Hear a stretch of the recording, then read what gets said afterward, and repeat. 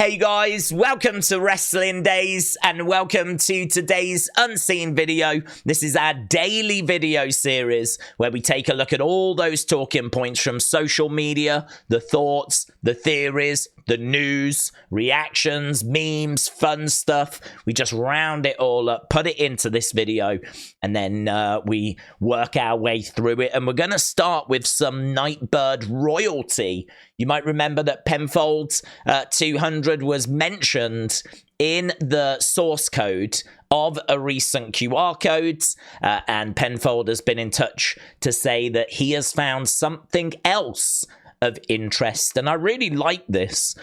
So this is Penfold. He says, Days don't know if this has ever come up before, but going back to the White Rabbit QR code, an old one, the one in question, you might, if you was around for White Rabbit, you'll remember this. So it's where there was a old picture at the top, and when you went to the one side, it revealed a code, but not the full code. You had to go to your mobile to then reveal the other side of the code. And when you typed that in, you then got another image, right? As well as that, there was like Predator language that needed to be decoded. There was, I think it was one of those magic eye pictures as well at the bottom. It was quite an in-depth QR code for that one, right? It was White Rabbit. We're going back to 2022, right? So he said that if you actually go back to that and type in the URL into like the decoder, the binary decoder, you get the word Gacy. Now, I can't remember off the top of my head as to whether that URL was worked out. I'm pretty sure it was. The reason why I say that is because it would be very unusual for all those numbers and everything to not be looked into, right? So I'm pretty sure it was, but I know that Gacy showed elsewhere in that QR code as well. I think when you worked out the Predator language in the center, I think that decoded as Gacy also. In fact, that might be the same number or might be the same as the URL. So that might have duplicated. But either way, I really like this because it shows that Gacy was a part of this going back years, right? It's not the same as like Man in the Woods. It's not the same as that because I remember that during White Rabbit, there was quite a lot of names that were mentioned. We had things like Bel Air, right, would be found. I think that was like a clue on a map. And so people were speculating about Bianca. Then, of course, there was the Aleister Black lyrics that were found for his song in the source code. There was the purple crosses, which people thought connected with Finn Balor. There was quite a few examples where other wrestlers were being teased during White Rabbit, and I think it was to throw you off the scent. Back then, we sort of knew it was going to be Bray, but I remember there being a lot of speculation about, is it Karrion Kross? Is it Finn Balor? Like, they seem to be trying to just keep you guessing. And I think the fact that this led to Gacy, I think that's the reason why. I think they just wanted to keep you guessing. But obviously, now that we know that Gacy is going to be in the Wyatt 6, going back and seeing this now is pretty cool, pretty fun to see that he did feature in the White Rabbit QR code campaign as well. So it's a great find by Penfold. I would say if this is something that interests you, you can go back to those White Rabbit QR codes. I believe they are still active. You might even be able to find some stuff that hasn't been found before by maybe going into source codes and digging into things. Maybe some of the techniques they've used for NIGHTBIRDs, they used for White Rabbit, and maybe not everything was found. So, I don't know on that one, but I do like the fact this was found. I think it's very clever. Big shout out to the NIGHTBIRD royalty that is Penfold's, and a shout out to Brady as well, who saw Penfold make this comment, checked it out, and obviously it checks out. So there you can see for yourself, if you put in that URL of that White Rabbit QR code into this, it actually translates as Gacy. So very cool, good spot, good finds, And obviously, if we get any more news regarding NIGHTBIRD, we will bring it your way. We are expecting, of course, another QR code during Smackdown. Right, let's get into the WWE news. Now, this definitely got people's attention, right? I saw a lot of people kind of kicking off over this. I didn't have that reaction, but let's have a read of it and we'll talk about it. So here, look, you can see WWE Backlash 2024 had the lowest pay-per-view buys in history, according to Dave Meltzer. The Google searches were the lowest for any WWE pay-per-view I've ever seen. It was about 100,000. It's early, so the first week number, it's going to grow, but the first week number is like 3,700. Financially, a WWE pay-per-view number doesn't mean anything, because most of the people are going to be watching on Peacock. But the one thing that a pay-per-view number can tell you is how much interest is there. And this one was down about 39% from the same period leading into the Chamber show. That was the Perth show. That was only, what, February? It's the lowest in history for a WWE show as far as pay-per-view buys, and it looks to be by a significant margin. Now, what I'm going to say is there was a big backlash on this. There's a lot of hardcore WWE fans that have got no time for Dave Meltzer whatsoever. They believe, and maybe rightfully so, but they believe that he is out to just lay into the company, put it down whenever he can, not talk positively about them. People believe that he's like an AEW mark, but when it comes to WWE, he can't stand WWE. They criticize the star ratings and the fact that he didn't give any 5-star ratings to Kurt Angle, or the Undertaker Shawn got a 4.75, and there's so much stuff, there's so much baggage, there's so much history. The way I look at it is I'm not interested in any of that stuff, right? I'm not bothered. I'm looking at the information that's being presented. I kind of like this information because I think we can agree that Cody versus AJ, it didn't have much peril. It didn't have much intrigue. I mean, I think we knew it would be a banger, and so it proved, but that's kind of for the hardcore fans. If you're a casual fan, was there enough on that Backlash show to get you to tune in, to get you to go out of your way to watch that show?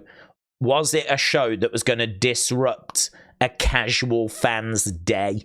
And I don't think there was, to be honest. I don't think there was. So it's not really much of a surprise to me that we're sat here saying that the numbers that we can see don't look like they were that great. A lot of people have said no one buys pay-per-view anymore. Correct. It's irrelevant, really. But I like how he compared it to Elimination Chamber, because we can sit here and say no one buys it in April or May, but we would also have said that back in February. It was only a few months ago, yet this is down compared to February. Now, of course, February was the road to WrestleMania, but that Chamber card, it didn't have loads going for it. You had a Cody and Seth segment on it. There was no Rock, there was no Roman, right? It had Cody and it had Seth on the Grayson Waller effect. Of course, you had the Chamber matches. That would have repercussion for WrestleMania. So there was more about it, but it still wasn't WrestleMania, right? It still wasn't Royal Rumble. So to be down against that show, I think is interesting. I would expect it to be down. I don't know if I'd expect it to be down as much as what is being reported here. So I would say that this is no cause for concern. We've done Backlash. We've moved on from it. But hopefully there are some lessons there that WWE can learn. And I would also say we don't obviously have a complete picture. We don't get to see the actual viewing numbers from Peacock. That, I think, is a real shame. It would be great if we could, because then we would have a more complete picture. But that's why Dave is doing what he's doing. He's looking at pay-per-view buys and he's looking at Google searches, because those are the only indicators that he can really look at this stage. And everything is saying that Backlash was not a rip-roaring success. So that's what he's saying. I'm not too interested in the people that are just hating on Dave because they see this as being him being negative. I think there is some interesting information that is in here, and I think it leads to a conversation of, you know, next year, should they plan Backlash better and maybe to be a bigger show? Should the post-WrestleMania show not be as drastic a decline as what we saw this year? You know, there was no Roman, there was no Rock, there was obviously no Seth, there was obviously no CM Punk, there was no Drew McIntyre, there was no Becky, there was no Rhea. I mean, if you actually go down a list of the people that were missing from Backlash, it's quite extensive. So I know a lot of those are due to injury. Maybe if we didn't have those injuries, the show would have looked different. But I don't know. I definitely think there is a conversation to be had here. I definitely think there's a conversation to be had. So I thought that was quite interesting. And maybe Dave was hating. I don't know. But I'll just take from it what I need. And I think, as he said, that could lead to an interesting conversation about Backlash and how should they book it next year. So, right, that was that. If we scroll down, we then also got this. This was Nick Aldis. It's only 40-odd seconds long. I'm not going to play it. He basically says Bobby got injured during training. This is probably the big news of the day. Bobby Lashley, injured in training, out of the King of the Ring tournament. He will be replaced by Angelo Dawkins. So very disappointing. I think a lot of people were hoping that we would end up getting Carmelo versus Bobby. That definitely felt like something we were building towards. They teased it on Smackdown. They continued to build it on social media. They continued to build it on the bump. I'm sure that we will get that confrontation at some point, but unfortunately, it's not going to be coming anytime soon. Bobby Lashley out with injury. We don't know any more details than that at this stage. So hopefully it's not something long term. Here's Wrestle Talk reporting it, saying that he's been pulled after not being cleared to compete. Carmelo said me finding OG in the weight room. So there we go. There's Carmelo finding Bobby down hurt after he's picked up an injury in training. So a little more shade being thrown by Carmelo Hayes to Bobby Lashley. So when they meet, that's going to be a lot of fun, man. So Derez fan, thank you, tagging me in that Carmelo Hayes tweet. Harry, thank you, tagging me in this from Cody. He says back at it tomorrow. So this is his schedule for the rest of the month. You can see he's a SmackDown star now, of course. So he has obviously done a lot of this. We're going to May 10th. So that's SmackDown. Then, of course, he's got a couple of live shows over the weekend. Then May 17th is in Jacksonville. That'll be the next SmackDown. Then there's no live shows. I think it's because the week after they're going to do a SmackDown in Jeddah, right? Then they're going to be at King and Queen of the Ring on May 25th. Then, of course, they've got to travel back, and then it is going to be the SmackDown on May 31st. So gotta tell you, that's not a bad looking schedule. I think there's a lot of traveling, in all fairness to them, right? And I'm sure there's a lot of media as well. But from an actual wrestling point of view, or the shows that they need to attend point of view, that's not too bad, is it, for a month? So there we go. Quite a few SmackDowns. Not too many house shows. Not too many house shows. Right, here, USA Network said starting in September and through to the end of 2024, USA Network will serve as the exclusive linear home of Raw and SmackDown, which returns on September 13th. So SmackDown returns to USA Network on September 13th. I'm sure that'll be a monster show, right? And then it's just, that's it. This is its new home. It stays on USA Network, right? Raw, of course, moves. Raw will go to Netflix, but it doesn't move until January of 2025. And we said yesterday that they've now negotiated the deal where Raw will stay on USA Network till it's time for it to move. So this is just confirmation, basically, just to clear up what the situation is, what the landscape is in America. We know that by 2025, SmackDown will be on USA Network, Raw will be on Netflix. Hayden said starting in September and through to the end, USA Network will serve as the exclusive linear home of WWE Raw SmackDown, which returns September 13th. So that September 13th show is going to be big for SmackDown, and you know that that first Raw episode in January of 2025 on Netflix, man, they are just going to go bonkers for that. That is just going to be so big because they're going to promote the hell out of that thing, so can't wait for those shows. Oh, look at this. Look at this. WWE SummerSlam tickets on sale now, right? Look at this poster. Take it in. Study it, right? Because Nia Jax did. Ha ha ha. Another poster they didn't put dumb Bayley's face on. And she's the current champ. The disrespect. And it's true. It's true. Another poster that Bayley is not on. At this point, it's got to be a strategy. It's got to be. I don't believe it's just not possible. It's not possible to keep leaving Bayley off these posters. I've got to think that it's a strategy because they want this to be a talking point. I have to think that. Otherwise, the disrespect is insane. I've got to think they want the fans to feel sorry for Bayley, sympathetic towards Bayley. I've got to think this is a strategy, right? It's happening too much. It's happening too often. Maybe it's a rib.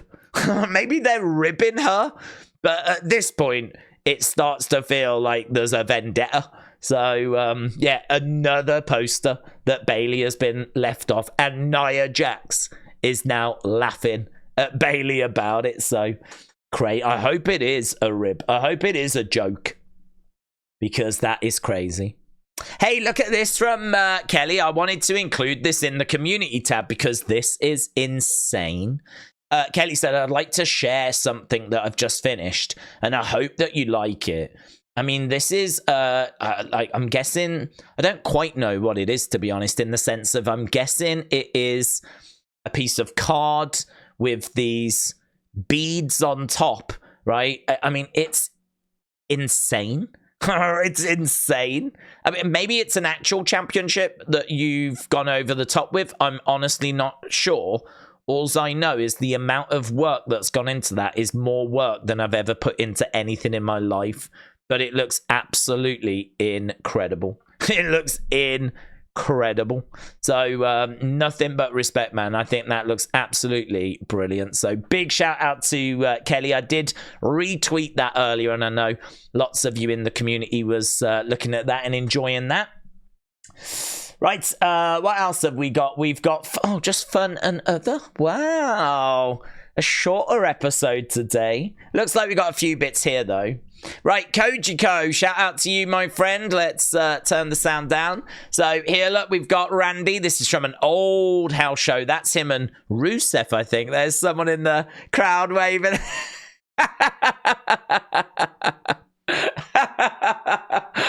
I don't know why that tickled me so much, but it did. So he smashes him into the barricades, and then this fan comes over and waves, and Randy waves back. So there we go. Brilliant. Great. That's all you need, isn't it, really? Simple. Sometimes the best things in life are simple. Just like this. So, Mark, shout out to you. So, Dark Flosian with this look. Asuka and Bayley after a night out drinking. This photo is priceless. Can I just say, I think it was maybe during my time in the US that I was tagged in this. This was doing the rounds about a week or so ago. And yeah, I got tagged in it, but obviously we weren't doing unseens at that point, so I didn't get a chance to show it. So now it's kind of doing the rounds again. I wanted to make sure that I included it this time. So there we go. That is Asuka throwing up with Bayley holding back Asuka's hair, right? So it doesn't get in the way after a night out drinking. So, hey, it looks like Bayley must be a big drinker, man. If Asuka and Bayley had been out drinking and Asuka looks like she's absolutely wrecked, but Bayley looks fine. Like, well, let's go, man. Let's go. Look at this as well. Harry, thank you. Very good. Makaram Mania says, Speed champion, weed champion, bleed champion. Speed champion, weed champion, bleed champion. Love it. That is great. What a meme. What a meme. Right, look at this. And this is Disco Inferno, right? He's obviously on the Conan podcast. So here, Chris the Wrestling Informer says, WWE Creative are actively pitching ideas for Dijak and Kiana James following their main roster call-ups, right? Disco Inferno said, explain how this is even a story, right? I actually think this is a story because I think the fact they've been called up and Creative is seemingly not ready for them. I think there is a story there, but that's irrelevant, right? He says, explain, how is this even a story? And Dijak responds, because of this ratio. Boom! Look at So, Disco Inferno with 400 likes. Dijak's ratio, 4,000. Over 4,000. Look at this as well. Fade said, did y'all know Roman Reigns has got a hotel named after him in India? And look at this. There is a hotel in India. It's got Roman Reigns written in big. It says bed and breakfast underneath. That is the Roman Reigns hotel right there. I mean, we could make jokes about, are you allowed to sit at the head of the table? Is the receptionist called the wise man? So, yeah, that is the Roman Reigns bed and breakfast. And then look at this as well. That's when people jumped in. R Dash said Roman Reigns is also on this tattoo poster in India. Look at this. So, like, there is this tattoo poster here. I mean, I think, is this a tent or something? I don't know where we are. But, yeah, for some reason, Roman Reigns. That's not even Tribal Chief Roman Reigns. So it looks like this poster was made a little while ago. 100% color, though. Yeah, so if you are after a color tattoo, get over to India. Look at this. Get over to India. This is what Roman's doing now. This is actually Roman Reigns' tattoo parlor. He does this now since WrestleMania. Since he lost the championship, he wasn't sure what to do, but now he does 100% color tattoos. So there we go. One man for one needle. And I don't know what that means. One man for one needle. Yeah, I'm going to have that on my tombstone. And here, look, I said, so that's what he's doing now. And a big shout out to Watson that tagged me in that. Right, let's go to other, shall we? A few bits in other, actually. Ooh, okay, maybe we're not ending as early as I thought we were going to be ending. So here, Edge said WWE shut down ideas of Gangrel returning. He said, I tried and I just got shut down. Every person shut it down. So it's not a knock on WWE, but I always get the, well, no one remembers. People remember. Wrestling fans remember. So apparently he wanted Gangrel to be with him, I believe, for WrestleMania 39, and he spoke to loads of people, and it just got shut down because people are like, no one's going to remember that. And he's like, no, they will. Wrestling fans will. They will remember. And I think that there's a bit of truth in both here. I think that, yes, wrestling fans will remember. Of course they will. And you can definitely bring those up to speed that don't remember or don't even know. You can bring them up to speed quite quickly. So it's not a problem. But I think that you probably would get a mixed reaction because WWE is constantly bringing in new fans, young kids in particular. And honestly, it has been quite a while. So I can understand both sides, really. I can understand WWE wanting to focus on the here, the now, the future. But equally, it is good to look back to the past sometimes. And maybe that attitude of, well, people won't remember. Maybe that's why we don't get some more of those obscure characters from the past returning, you know? Maybe this is why we haven't seen the Brooklyn Brawler, right? In like forever. But I would love someone like the Brooklyn Brawler. You know, we tend to just get like the certain stars like the $1 Million Man, JBL, Ron Simmons. We tend to get those kinds of names a lot. But there's a lot of wrestlers that we just don't get to see anymore. I would love to see some of those. So, but maybe this is why. Because this attitude of, well, no one's going to remember them, you know. Chelsea Green, right, this was a big talking point, and we did sort of touch on it during our members stream, right? It's hard for me to comment because I don't know what was said, right? I don't know if it's been revealed what was said, but this was during AEW. Now, we don't normally include AEW, but as you can see, this is Chelsea Green that's shared her thoughts on this, right? So this is the anti-mark of pro wrestling responding to, I think, is that a Reddit post? So, watched an awful thing happen involving Skye Blue tonight on a Ring of Honor taping. So a man in the front row continued to make vulgar comments about Skye, commenting on her body, calling her baby girl, the whole shebang, the whole match, wouldn't stop when people around him told to STFU. He just got louder. Aubrey Edwards finished reffing the match and screamed for him to get kicked out by security. Both AEW security and arena security were involved. More people were called. When he put up a fight, he had a child with him. Skye left the ring quickly and was very upset. Really awful thing to observe in 2024. So the anti-mark of pro wrestling said, well, some fatherly advice for Skye Blue and all female wrestlers: stop showing so much ass. Try to look more like a fighter than a stripper.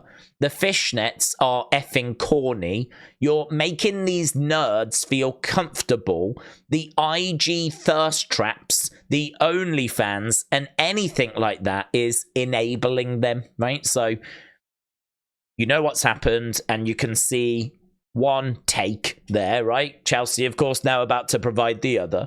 So she says, let me get this straight. Our male counterparts can walk around shirtless with tiny underwear on, but we can't wear our outfits because you mouth breathers can't keep your D in your pants. Sounds like the problem isn't Skye and her insanely great body. It's you, my guy. So there we go. I mean, I think that this thing has, and I've seen a few other female wrestlers come out and comment on it. I haven't seen much from the male wrestlers. Perhaps they're thinking, this ain't our fight, man. This ain't, we can't contribute to this. This is, you know, I think we can all agree that this guy clearly went too far, and that's probably as far as we need to go on this one. But yeah, I don't know exactly what was said. But, you know, from what I've heard, it was way, way, way too far. I think I even saw, like, Aubrey responded to someone saying, come on, we can't even banter at shows now. And she's like, this weren't banter. This weren't banter. We can take a bit of banter. This was not banter. So, again, don't know quite what was said, but everything is suggesting it was way, way, way too far.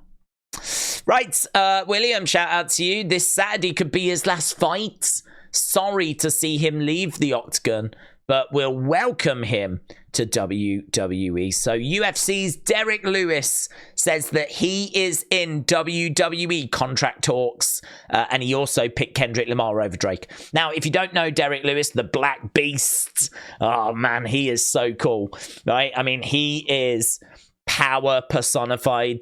I mean, he has always been a fighter that has not been the most technical. He has always been someone that's got himself into deep waters and deep trouble, but he has just got like power of the gods, right? And he has got the ability, the right hand, a lot like Deontay Wilder, really, that can just get him out of trouble. That's kind of what he's known for. And so if he does come to WWE, I would imagine that would be part of his character, would be he can't, like, you know, he's got wrestling, but he's not someone that's going to be the most technical. He's certainly not going to be easy on the eye, but he has got the ability to put his opponents away, right? He carries, like, the power of the gods. So I reckon you could do something with him, but we know that WWE are going to want him to try and get in the best shape that he can, where, you know, presentation is a lot.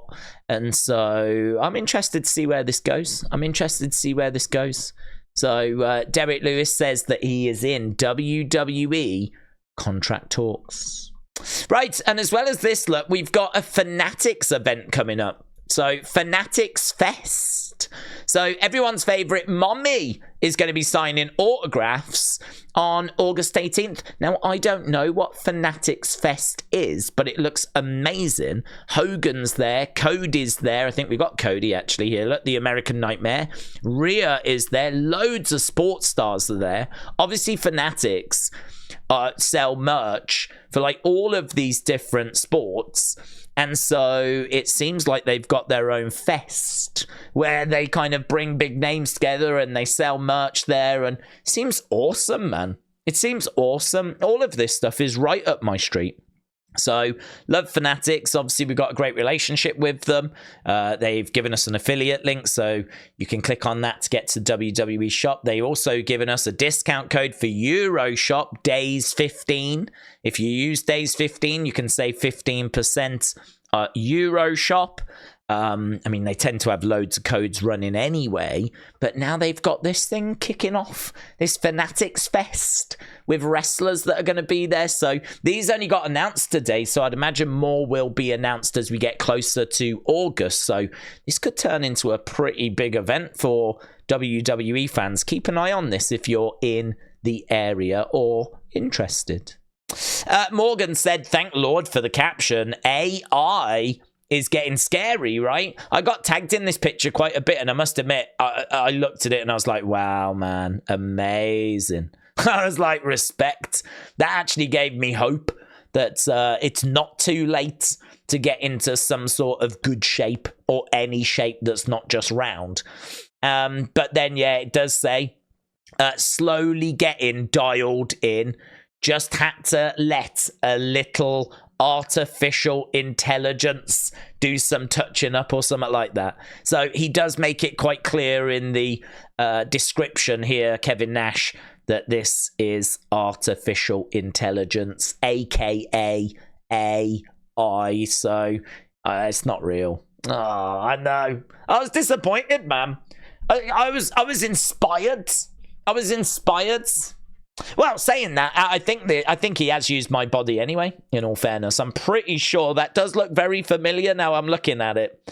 I'm pretty sure he's just found a holiday snap that I put on Instagram, and I think he's done a little bit of copy-paste job there. So, I don't know. I don't know what the truth is, but fun all the same.